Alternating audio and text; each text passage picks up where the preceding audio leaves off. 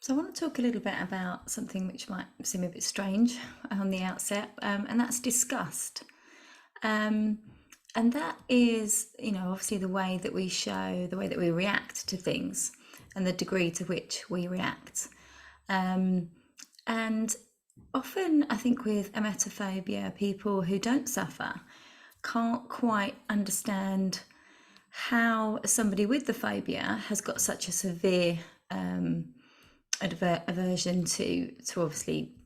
I'm trying to avoid the words, but VM and S, so anything to do with that. And because they'll kind of say, well, nobody likes it, no one likes seeing it, no one likes having to clear it up, no one likes being ill, that's just normal, nobody loves it, nobody wakes up and says, oh, I hope I'm poorly today. And so because of that, because it's not something that, like, the opposite reaction isn't sort of love, people just don't really understand, well, what tips an emetophobe sort of over the edge, if you like, from the point of just a natural level of, yeah, that's really unpleasant, and if I could avoid it, I would, but I can deal with it if it happens, so just kind of grin and bear it. And so this is where disgust comes into it. So there's disgust propensity, which is kind of how easily is somebody disgusted,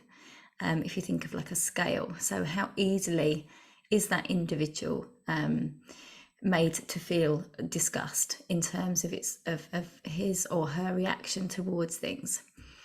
And then the second part of that is disgust sensitivity. So how unpleasant is disgust to you as an individual? And again, there are scales out there where you can measure your disgust propensity and your disgust intensity. And although research is pretty limited and few and far between with regards to emetophobia, there have been some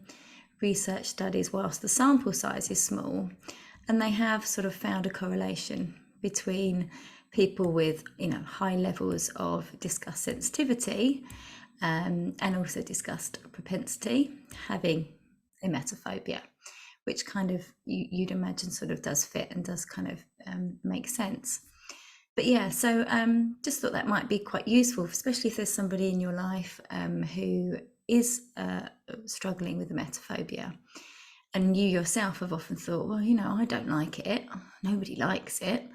and then you just can't quite understand why that person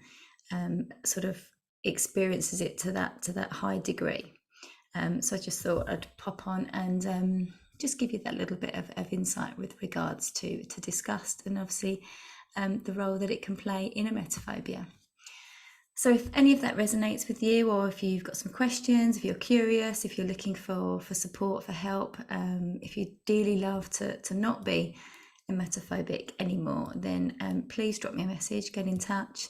click on the link in my bio, or send me a message, and don't forget to click to subscribe.